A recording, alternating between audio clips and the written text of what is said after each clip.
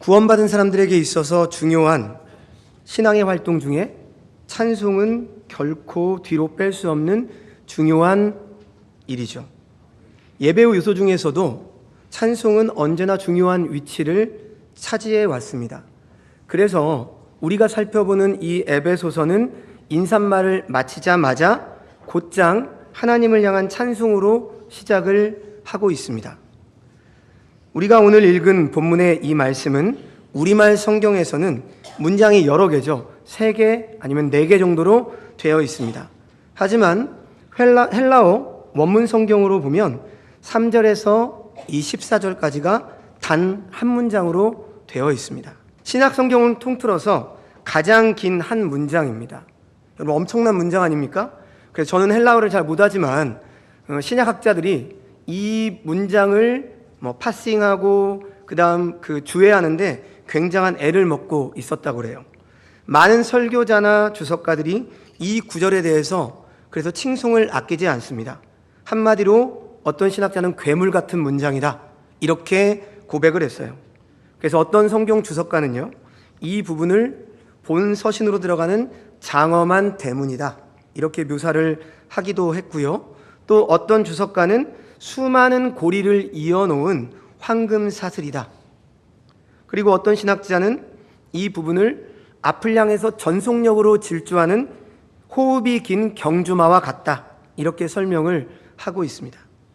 그러니까 지금 사도 바울은요, 하나님께서 주신 이 모든 신령한 복을 주신 사실에 너무나 감격해서 숨도 멈추지 않고 단숨에 이 찬송을 쏟아내고 있는 겁니다. 그가 찬송하는 내용이 복음의 장엄함을 드러내죠. 우리가 이제 천천히 살펴보겠지만 성부 하나님, 성자 하나님, 성령 하나님을 다 찬송하고 있거든요. 그래서 우리에게 주신 은혜가 무엇인지를 보이고 그것으로 하나님을 찬송하게 만듭니다. 인간은 본질적으로 자기 중심적입니다. 본성적으로 그렇죠. 그래서 자기 이기적인 성향을 가지고 있습니다. 특별히 죄악된 성품을 따라 사는 사람들은 더더욱 그렇죠. 그래서 그들에게 있어서는 어떤 이유를 들더라도 자신이 인생을 사는 가장 큰 이유가 무엇인가 이렇게 묻는다면 그들은 모두 자기 자신의 행복과 관련해서 이야기를 합니다. 내가 행복해지기 위해서, 내 가족이, 내 자식이 행복하기 위해서. 그렇습니다. 세상에 많은 범죄자들도요, 왜 범죄를 저지르는지 아세요? 자기 행복과 자기 가족의 행복을 위해서입니다. 그 행복이라고 하는 가치가 인생을 살아가는 가장 가치 있는 목적으로 사람들은 받아들이죠. 그래서 무엇을 하든지 행복한 사람은 좋은 사람으로 생각을 합니다. 그러나 여러분, 오늘 우리가 보고 있는 이 하나님의 말씀, 성경은 오늘 우리 성도에게 있어서 우리 성도들이 세상을 살아가는 인생의 이유와 목적은 전혀 다른 곳에 있다 이렇게 말합니다. 무엇입니까?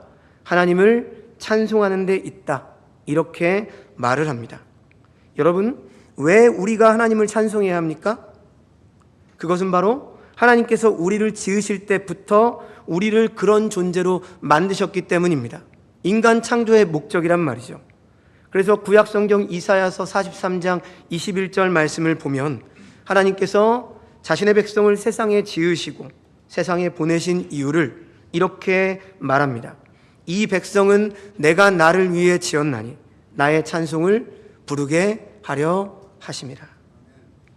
여러분, 세상 사람들에게 물어보십시오. 왜 사십니까?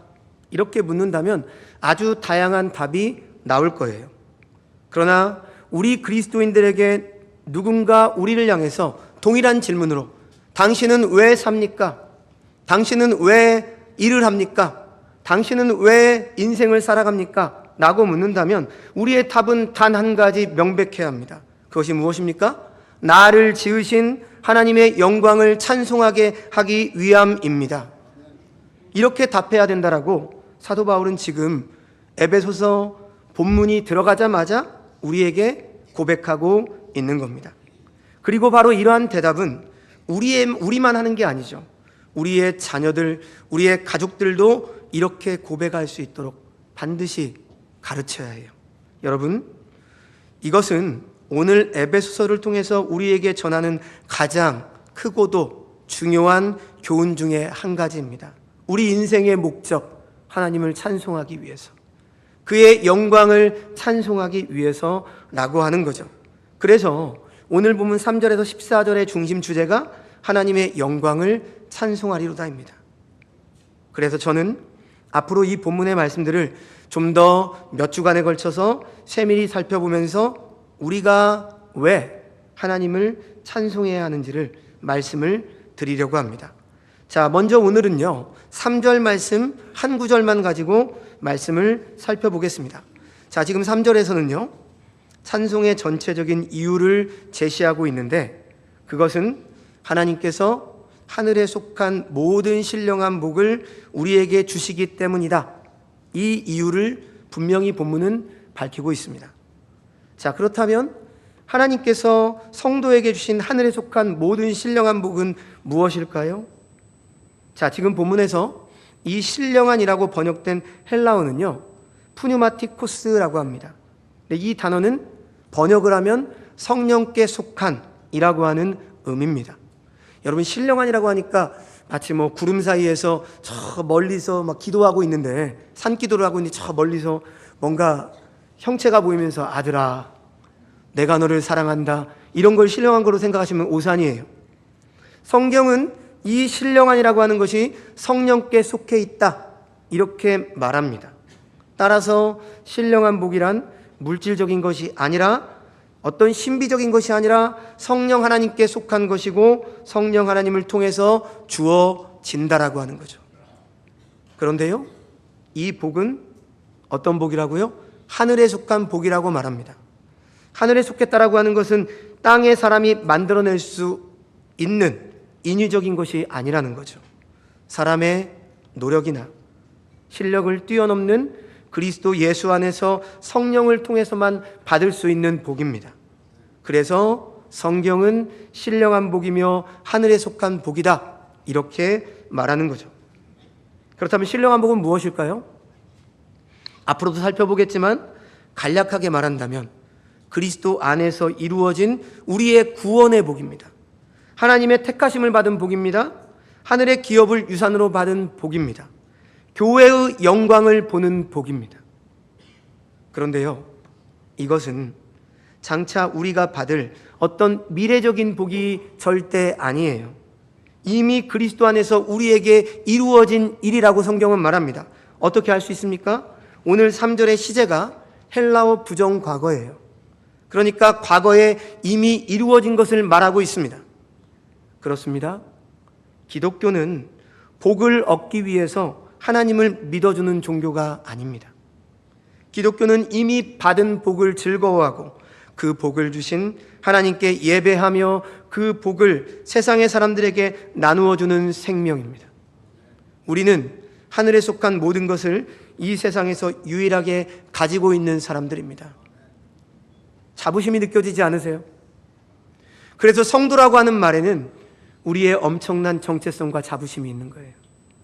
그런데 문제는요, 우리가 받은 이 신령한 복의 가치를 모르거나 우리가 그런 복을 이미 받았다는 사실을 신자들이 까마득히 잊어버렸기 때문에 늘 우리는 복에 목말라 하는 겁니다. 우리는 복을 달라고 하는 복에 굶주린 사람이 아닙니다. 이미 너무나 큰 복을 받아 있는 풍성한 사람들인 것을 우리는 다시 한번 기억해야 합니다. 그리고 그것을 이 세상에 나누어 주고 소개해 주어야 될 사람들이 바로 우리 성도들이에요. 세상에는 많은 복이 있죠. 건강의 복, 재물의 복, 자식들이 잘 되는 복, 명예의 복, 다 이 땅에서 귀한 것들입니다. 그러나 여러분, 이런 복들은 영원한 복이 아니라 잠시 잠깐의 복이고 실체적인 복이 아니라 그림자의 복입니다. 제 표현대로 하자면 부스러기와 같은 아주 작은 것이란 말이죠. 영원하고도 참된 진짜 복은 지금 사도 바울이 소개하고 있는 이 신령한 복입니다. 하늘에 속한 복이며 사람이 결코 만들어낼 수도 다가갈 수도 없는 그런 복이 아니죠. 성부께서 성자와 성령을 통해서 택한 자들에게 주시는 주권적이고도 일방적인 복입니다. 성도 여러분, 지금 사도 바울이 말하는 바가 무엇입니까? 4절에서 6절까지 보시면 신령한 복이 무엇인지를 열거하고 나서도 그의 은혜의 영광을 찬송하게 하려 함이라 이렇게 마치고 있고, 7절에서 12절까지도 하나님께서 어떻게 그리스도를 통해서 신령한 복을 우리에게 주셨는지를 말하면서 그 영광의 찬송이 되게 하려 함이라 이렇게 찬송을 말합니다. 그리고 13절 14절에서는 성령이 그 신령한 복을 우리에게 어떻게 적용하는지를 설명하면서도 마지막에 그의 영광을 찬송하게 하려 함이라, 다시 하나님을 찬송하라고 하는 후렴구를 더하고 있습니다. 무슨 뜻입니까?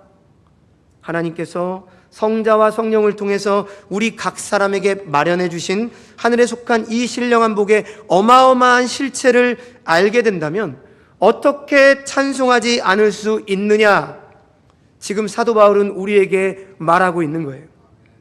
그런데요, 우리가 3절 말씀을 자세히 살펴보면 지금 하나님께서 이 하늘에 속한 모든 신령한 복을 그냥 아무에게나 주시지 않았다 이렇게 말씀하죠.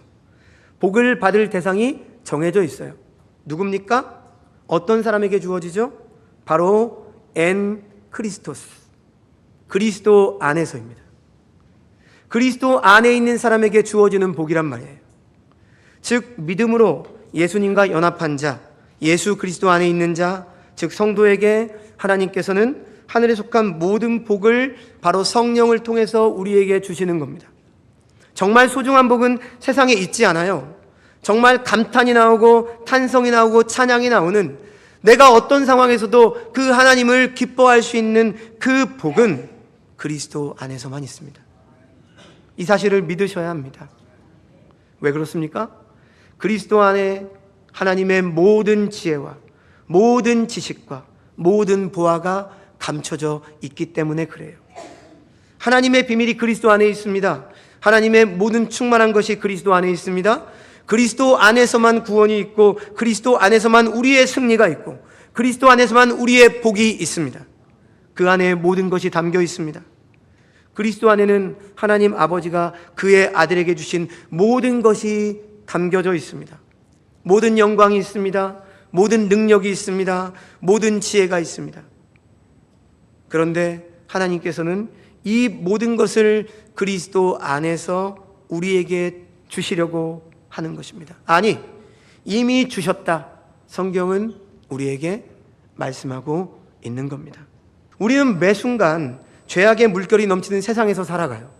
그러나 우리는 그곳에서요, 성령의 도우심으로 성결하게 거룩하게 구별되어 살아갈 수 있습니다. 승리할 수 있어요. 죄가 없는 곳에서 거룩하게 사는 천사하고 죄악의 바다에서 죄를 이기고 거룩하게 사는 우리하고 누가 더 거룩해요? 천사도 거룩해요. 그러나 우리는 더 거룩한 존재입니다. 천사도 말할 수 없이 존귀합니다. 그러나 우리는 더 말할 수 없이 존귀한 자들입니다. 그런데 우리를 이렇게 거룩하고 존귀하게 빛나게 만들어주신 것이 무엇입니까? 바로 예수 그리스도. 그 안에 하늘에 속한 모든 신령한 복이 우리에게 주어졌기 때문에 우리는 죄와 허물로 죽어 짐승 같은 자들이었지만 우리를 지금 바꿔놓으신 겁니다. 그런데도 이런 신령한 복을 받은 신자들이 왜 항상 무엇인가 늘 부족하다고 느끼며 살아갑니까? 그것은 눈에 보이는 것을 목표로 살기 때문이죠. 이미 우리에게 주어진 신령한 것보다 신자들이 지금 내 손에 내 눈에 보이는 쥐어지는 것이 더 급하고 중요하다라고 생각하기 때문입니다. 거룩하게 사는 것보다 돈과 명예, 물질, 건강이 더 좋기 때문이에요. 그래서 물질 만능주의, 만몬의 우상에 물든 한국교회를 향한 기복신앙이 생겨난 것이고 번영신앙이 생겨난 겁니다. 그래서 하나님을 자판기나 도깨비 방망이 정도로 여기는 일이 벌어지는 겁니다. 예배의 현장에서도요. 우리가 정성을 바치면 하나님께서 복을 주실 것이다. 정성이 부족하면 복을 주시지 않을 것이다. 이런 정도로 이해하는 것이 지금 우리 한국교회의 현실이고 평균입니다. 이것은 이단적인 생각입니다. 기본적으로 우리가 받는 복은 우리의 노력이 결코 아닙니다. 우리가 예수 그리스도 안에 있기 때문에 받는 것입니다. 예수님 때문에 받는 거예요. 내가 예수님을 믿어서 받는다는 생각을 가질 수도 있습니다만, 그러나 내가 믿는 것도 순전히 하나님의 택하심과 은혜 때문에 믿게 된 것이지 내 정성과 노력 때문이 아니라고 하는 겁니다. 우리가 하늘의 복을 주신 것에 대해서 바울은 지금 찬송하라고 말합니다. 우리는 하늘의 복을 받았습니다. 비록 우리가 사는 현실 속에서 육체적인 고난을 받고 직장에서, 가정에서 어려운 일과 괴로운 일들이 계속되거나 궁핍하여 내일을 걱정하며 살아가야 되는 그러한 현실에 놓여 있다 할지라도 우리는 인내하면서 하나님이 천국의 복을 주신 것을 우리는 여전히 찬송해야 합니다. 우리는 지금 앞에 놓여 있는 현실 때문에 하늘의 복을 주신 하나님을 찬송하는 일에 결코 게을러서는 안 됩니다. 여러분의 일들이 잘 됐으면 좋겠지만 잘 안 될 수도 있습니다. 열심히 노력을 하는데 더 인정받지 못할 수도 있어요. 그래서 우리는 힘듦에 빠질 수 있습니다. 그러나 우리는 그런 중에도 시편 기자들처럼 찬송해야 합니다. 나의 슬픔이 변하여 찬송으로 바꾸시는 그 하나님을 찬송해야 한단 말입니다. 제가 지금 하는 말이 도무지 이해가 가지 않거나 너무나 우리의 삶과 거리가 멀다라고 괴리감이 느끼는 그런 생각이 드시는 분이 계실지도 모르겠습니다. 그렇다면 더욱더 말씀에 귀를 기울이십시오. 여러분, 천국의 복에 대해서 감사하면서 이 땅의 현실이 어떠하든지 찬송을 해야 한다는 이 점이 이해가 잘 가지 않는다. 그렇다고 한다면 우리는 과연 천상의 소망을 두는 것이 무엇인지 하나님 안에서 이 참된 기쁨을 누리는 삶이 무엇인지를 반드시 배워야 합니다. 바로 그 점들이 앞으로 이 4절에서부터 14절까지 언급된 하늘에 속한 신령한 복을 세밀히 살펴야 되는 이유가 되는 것이죠. 물론 이러한 점을 잘 모른다고 해서 구원에 이르지 못한다, 그렇게 말할 수는 없습니다. 그러나요, 우리가 이 험난한 세상에서 구별된 존재로 하늘의 기쁨을 누리고 살아가기를 원한다면 저 성도는 기뻐하고 있는데 왜 나는 그 성도보다 좀 더 가진 게 많고 지금 잘 살고 있는 것 같은데 왜 나한테는 저런 찬송이 안 나올까? 왜 나는 저런 감사가 안 나올까? 이런 생각이 든다면 다른 것에서 답을 찾는 것이 아니라 하늘의 복이 우리에게 있다는 점을 배우는 것이 답이에요. 여러분, 예수님의 팔복을 한번 생각해 보세요. 어떻게 가난한 자가 복이 있습니까? 그러나 하늘의 복을 소유한 자는요, 심령이 가난해도 그것을 복이라고 하는 것을 알게 돼요. 애통하고 의를 위해서 박해를 받는다 할지라도 그것이 하늘의 신령한 복 가운데 있기 때문에 우리는 복된 존재가 되는 겁니다. 오늘 이 편지를 쓰면서 신령한 복을 받을 것을 생각하면서 찬양하지 않고는 견디지 못하는 사도 바울을 보십시오. 그는 이 에베소서뿐만 아니라 빌립보서가 있죠. 빌립보서도 한번 읽어보십시오. 거기에 보면 세상적인 복으로 따지면 가장 불행한 사람이 사도 바울입니다. 그런데 그는 그리스도 안에 있기 때문에 터뜨리는 기쁨과 찬양으로 넘칩니다.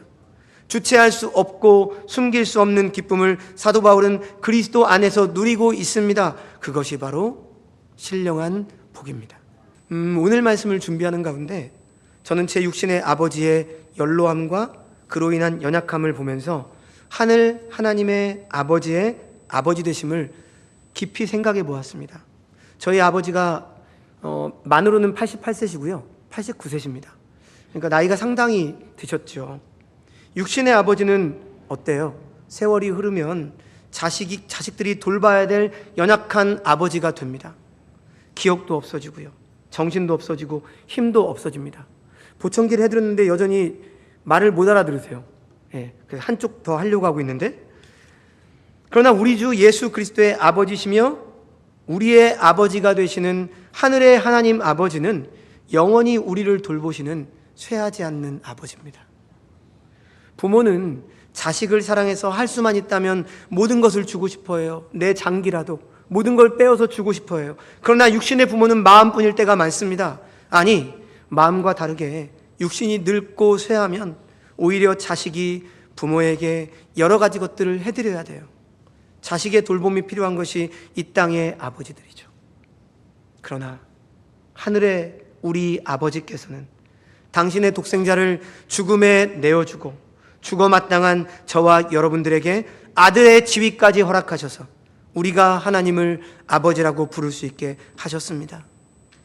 연약하고 무지하고 어리석은 우리들을 영원토록 돌보기 위해서 친히 우리의 아버지가 되어 주신 것입니다.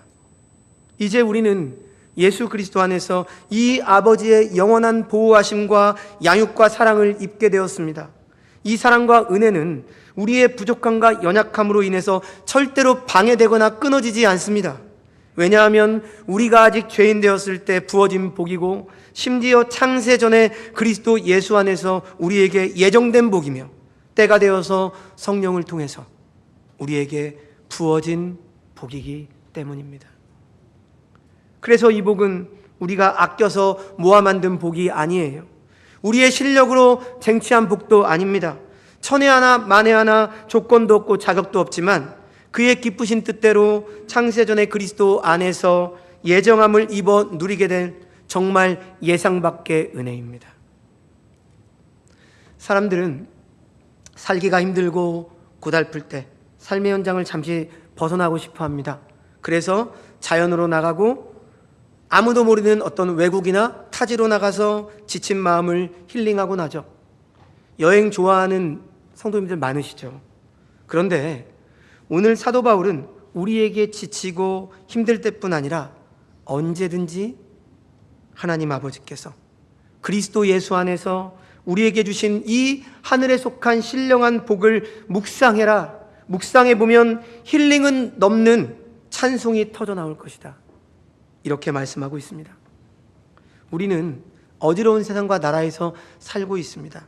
앞으로 우리들의 삶은 더욱 어지럽고 혼란하며 궁핍하거나 건강을 심각하게 위협받는 그런 환경 가운데 살게 될 것입니다.